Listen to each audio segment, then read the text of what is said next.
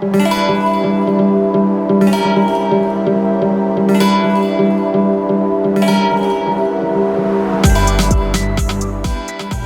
morning, the New York Times ran a new series of reports that it chose to begin on Easter, and I was struck by so many things about this new newsletter that they're writing. It's entitled, in the first edition this morning, "America Wants a God." I'm just fascinated by that. Right out of the gate. You don't even get past the headlines, and amazing things are already talking to us from this column here. We want something. We don't know what, but we want something. We want a God. In the past, you might have seen a newspaper say something like, "America wants God." Full stop. That's not what this says. It says America wants a God, something.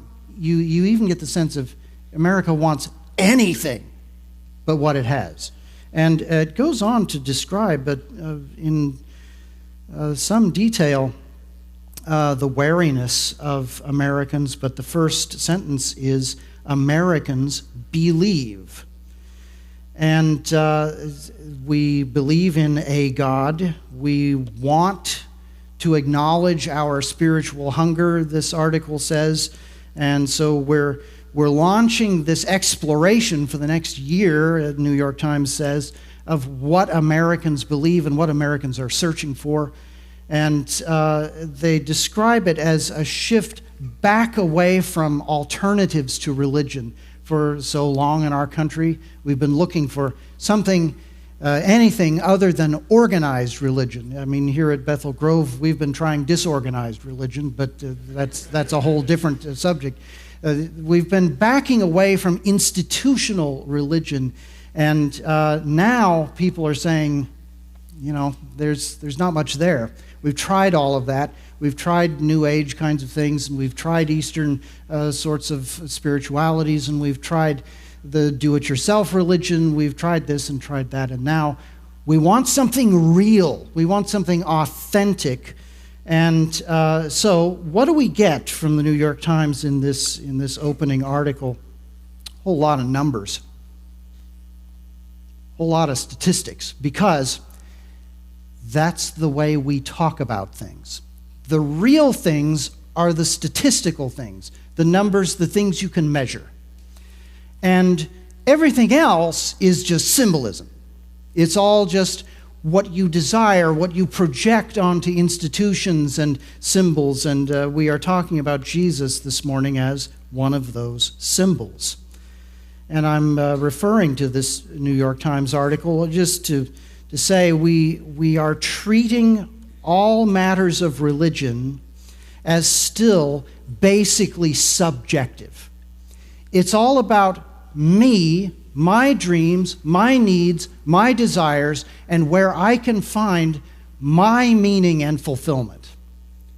Where I can find affinity with others who can form a community with me. And so we're very comfortable talking about that. We're comfortable talking about this familiar celebrity face, the face of Jesus, and we're very comfortable projecting onto him whatever we want. The article in the New York Times talks about psychological needs, talks about the increased happiness statistically of people who follow a religion and are active in it. It talks about the psychological benefits of it, the health benefits of it. The article talks about the political connections between religion and politics and political parties, and those have grown even more contentious than they were before, which was pretty contentious. So there's all of this meaning that we hold, that we project onto this familiar face. And the Bible confronts us with something very different. The Bible confronts us with not a symbol of everything that we need and want and desire. The Bible confronts us with a Savior, a real man who came from a real background, a real culture. He came historically and really died. He didn't symbolically die. It wasn't a poem. It wasn't a nice song. He bled, and his life went out of him on the cross. And that death really paid our debts in a real place, the Holy of Holies in heaven. And the Bible is confronting us with this because the Scriptures are saying this is what you need. You need a Savior from a real predicament in your life. And so we've been confronting this reality. What I want to do this morning is walk around a little bit the power of our projections, our dreams, our ambitions, even in the face of the resurrected Jesus himself. Look with me at Mark chapters 8 through 10. There were many ways that people interpreted Jesus and dealt with Jesus when he was walking this earth in the first century. And I love this drawing by Rembrandt here of the real Jesus, really resurrected, talking with two men who have no idea who he is. They have followed him.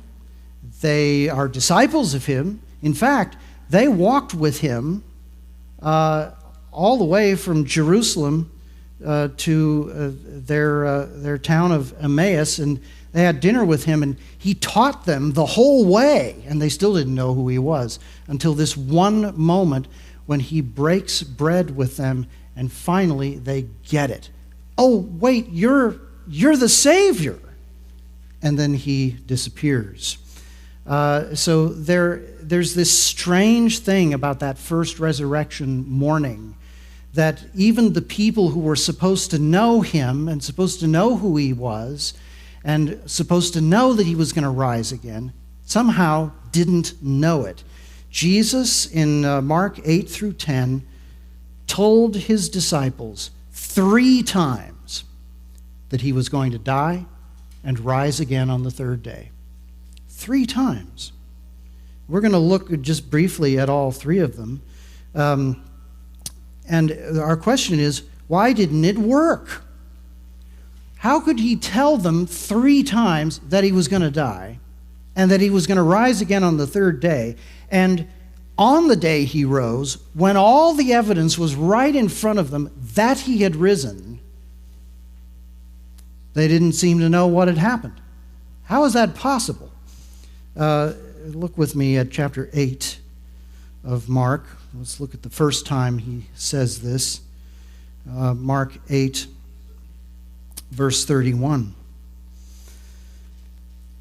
And this is just after Jesus has asked them, there are a lot of opinions about who I am. Who do people say that I am? What are they projecting onto me? And they go through some of the list. And Jesus says, well, who do you say that I am? And Peter, for once, answers correctly. He says, you're the Christ. And he gets it right.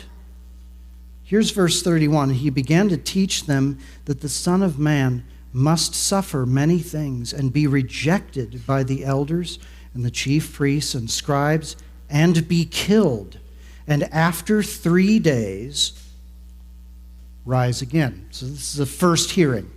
This is what's going to happen. Let me lay it out for you. I'm going to be rejected. I'm going to be killed. And then 3 days later, I'm going to rise again. And we're asking the question, why didn't they get it? I mean, suppose one reason might be life's full of misunderstandings. Maybe they just missed it, misunderstood. About a year ago, Bridget and I were driving around town, and she saw a sign, an advertisement for a duck race. And so she said, we've got to go to this. So she starts Googling it. And then a minute later, I hear her say, oh, it's just rubber ducks. life's full of misunderstandings. It's full of ambiguities. Maybe Jesus said this. I mean, don't you want to go to an actual duck race? I kind of do. I'd like to see that. But here Jesus says, I'm going to rise again after 3 days. Maybe they misunderstood. Maybe they just said, he's just telling his little stories again. Maybe he's just posing us another parable. Is that what happened? No. Peter understood him quite well and rejected it. Look at what happens. As he said this plainly, Peter took him aside and began to rebuke him. And this is the famous moment when Jesus says, "Get behind me, Satan. You're not going to keep me from doing what I have been called to do." So he understood him and didn't agree on the first time. Here's the second time, chapter 9. Look at verse 30. They went on from there and passed through Galilee. He did not want anyone to know, for he was teaching his disciples and saying to them, "The Son of Man is going to be delivered into the hands of men, and they will kill him. And when he is killed, after 3 days, he will rise." That sounds pretty similar to what he said before. This is a straight repetition of what he's already told them. And it was a big moment when Peter disagreed with him and rebuked him for saying it. This time, look at verse 32. They did not understand the saying and were afraid to ask him. I kind of don't know what you're talking about, and I kind of don't want to know. I don't want to know that you are going to be killed and whatever else you said. Second time. Here's the third time, chapter 10. And by the way, after the second time, they started arguing with each other about who was the greatest among the disciples. So they moved on pretty quickly to other topics. Chapter 10, look with me at verse 32 of chapter 10. They were on the road going up to Jerusalem, and Jesus was walking ahead of them, and they were amazed. They knew something was up. This is different. We're approaching Jerusalem. He's got a different attitude about him. There's a different vibe this time. So they were amazed, and those who followed were afraid. They knew something is coming, and we kind of don't want to know. And taking the 12 again, he began to tell them what was going to happen to him, saying, "See, we are going up to Jerusalem, and the Son of Man will be delivered over to the chief priests and the scribes, and they will condemn him to death and deliver him over to the Gentiles. And they will mock him and spit on him and flog him and kill him. And after 3 days, he will rise." 3 times. You know what happens after the third time? James and John, verse 35, we looked at this last week. They raise their hands and say, "Yeah, thanks for that, Jesus, but we want you to do something for us. We want you to seat us in your kingdom at your right hand and at your left." And that was what was on their mind after that moment. What is this? Is this simple misunderstanding? I don't think so. There is a wall in the hearts of the disciples. They don't want to hear this. They don't want to deal with it. He dies. He is buried. And they wake up on the third day. What happens? Look with me back at chapter 16. First thing I want us to notice about the assumptions of the women who go to the tomb in this account, Mark 16. First thing I want you to notice is that they're expecting a routine burial visit. They're prepared to do something for a dead man. Now think about it. You get up early because your loved one has been publicly executed, and you're going to go to his tomb, and you're carrying spices, and you're going to anoint his body. This is a reality of the first century. The death is up close and personal. It's not sanitized. It's not cleaned up. You do the cleaning up. And so they are going to anoint his body as it has been buried. They get up early to do it. Question for you: what are they expecting to see as they go do this? And let's think beyond just a dead body. Let's think about what they are bracing themselves to see after the previous Friday. They are bracing themselves to see a body that has no life in it. It is not breathing. That body is white. The heart is not beating. The eyes have no life. The face has no animation. This body is covered with scars. Scars on the back because he was scourged. Scars on his forehead and on his face from the same scourging, and the crown of thorns that was on his head. They're bracing themselves to see the scars in his hands, the scars in his feet, and the scar in his side where he was pierced with a spear. They are bracing themselves to see something horrific. That's what they assume they're going to see. That's what they expect. So they brought spices so that they might go and anoint him. And they're confronted with a very practical problem here. They fully expect to arrive at this tomb and to see a stone covering it. So their main problem on their minds, verse 3, is this: who will roll away the stone for us from the entrance to the tomb? That's a very practical problem, but that's where their heads are at. That's what they're thinking about. That's what they think they need. And so I would just make this observation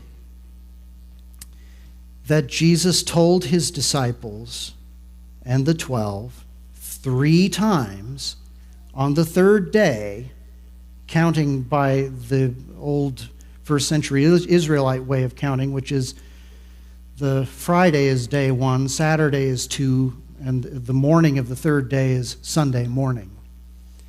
On that third day, if they listened to what he said, they would be going not with spices. They would not be worried about who was going to roll the stone away. They would be saying, we're going to look for him because he said he would rise again. So we better be out there looking for him. And they're not. What this says to me is that we are looking at Jesus from the wrong perspective. And it's not just the women who went to the tomb. It's not just Peter, James, and John who went later and came to the same conclusions. Something's really off here. We don't know what it is. There's no body. And so they come to all of these conclusions, and they do not expect Jesus to do what Jesus said he was going to do. When we look at Jesus, we're looking at what we project onto him. The Bible is telling us, stop projecting onto him and look at who he is, really. So they come with their assumptions. They are prepared for a routine burial. Instead, they get this. Verse 4, looking up, they saw that the stone had been rolled back. It was very large. And entering the tomb, they saw a young man sitting on the right side, dressed in a white robe and they were overjoyed because it finally got through to them that what Jesus said 3 times about his rising again on the 3rd day had actually happened, that he was not here, and here was an angel in his place, and so we've got to go out and find him. Is this what you read? Obviously not. No, that's not that's not where they're at. They were alarmed, it says. Imagine this, that when God does what he tells us he's going to do, we're scared. Has this ever happened to you?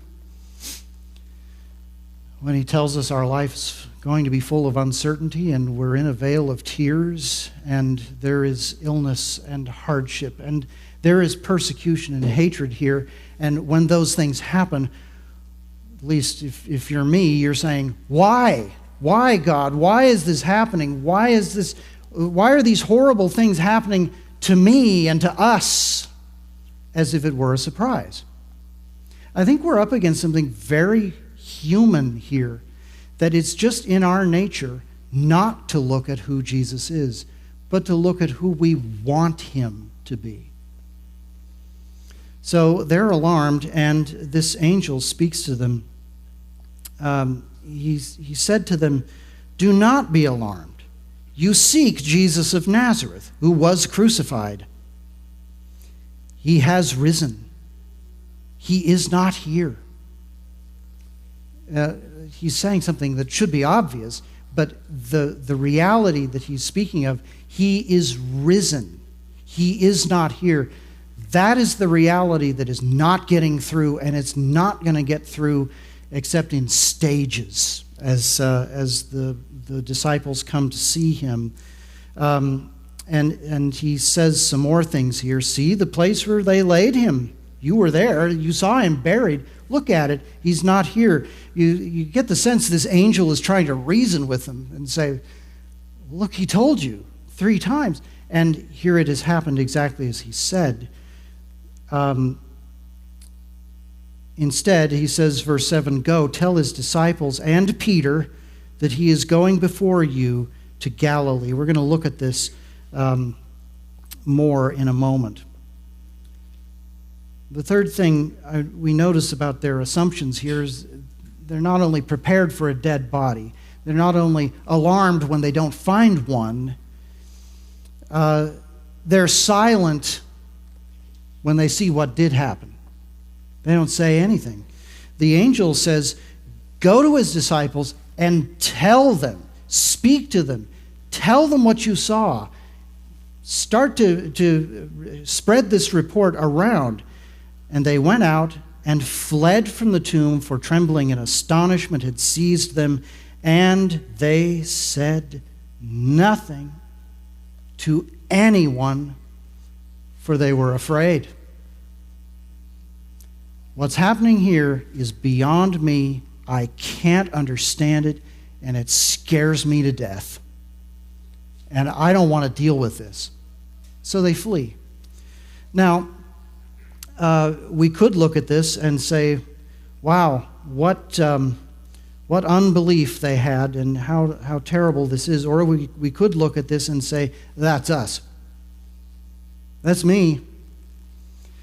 When confronted with who Jesus is and what Jesus does, my response much of the time is not belief, not immediate embrace, not joy. It's the response of, wow, what a lot of trouble this is. This is really difficult. This is scaring me. That's who we are. We're looking at Jesus from the wrong point of view. We're looking at what we project onto him, not who he is. Now, I want to go back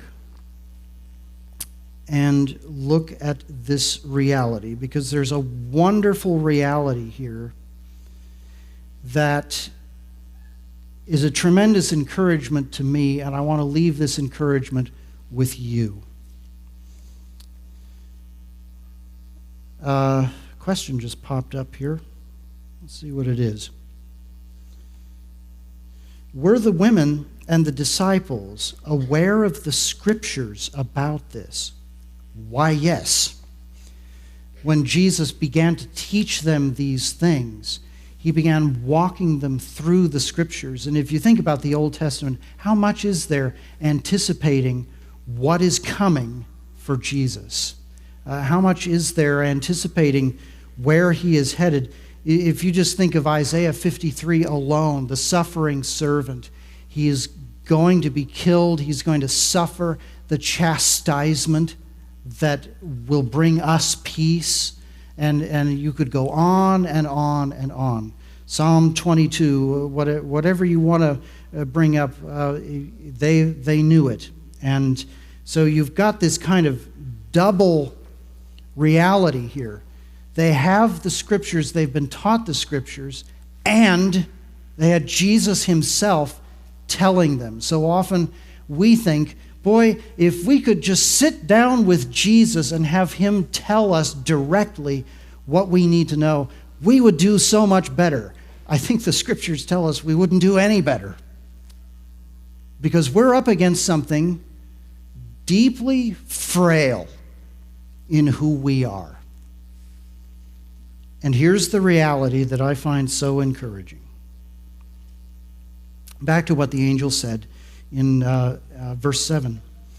Go, tell his disciples and Peter that he is going before you to Galilee.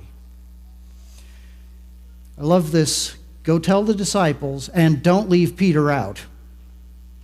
Peter, the one who so frequently answers wrong. Peter, the one who said wrongly that he was going to die for Jesus and maybe go to prison and to death for him. That guy, the same Peter who denied Jesus at least 3 times. Don't leave him out either.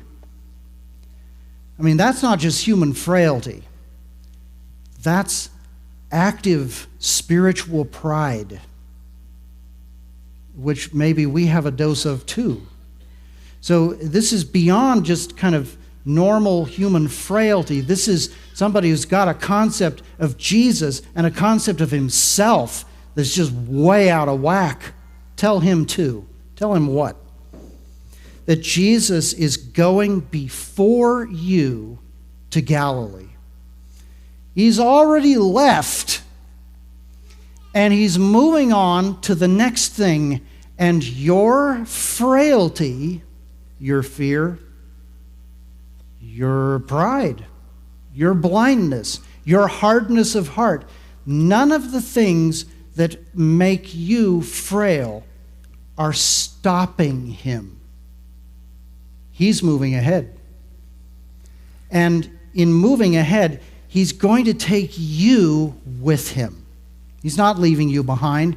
He's going ahead of you because he is preparing the way before you, and he's going to take you with him in spite of yourself. Here's why I find this so encouraging.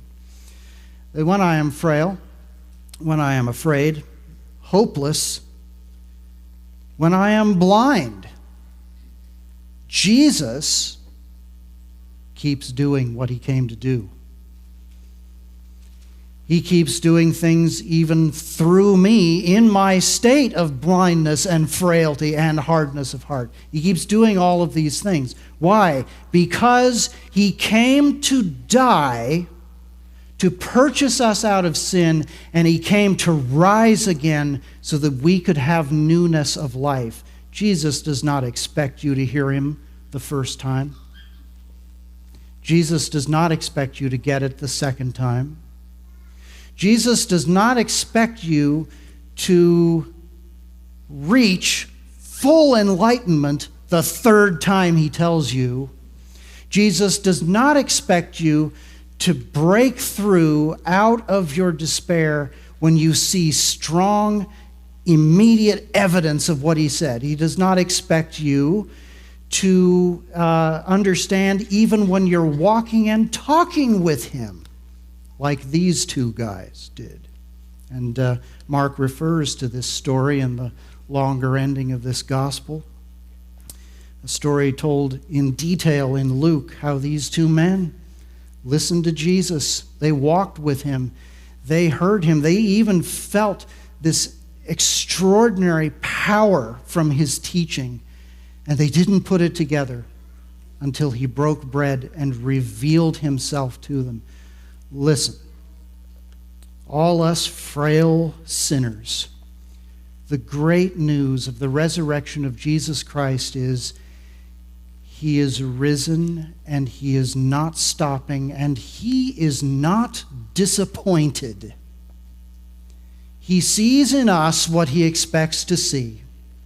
He sees in us what he came to save us from, and he will keep moving ahead, forward to the kingdom, and he will take us along with him, stumbling, groping, resisting, complaining, saying, "Are we there yet?" He will take us with him, and we will get to his kingdom. And when he returns, we will start putting some things together. And that's going to be a great day. I hope that this Easter will be a moment when you start to say, I'm going to look at Jesus as much as I can for who the scriptures say he is. I'm going to start setting aside the things I want him to be, the things I want from him, the things I want for other people in him. I'm going to start setting all these things aside, and I'm just going to look at the face of my Savior who is alive.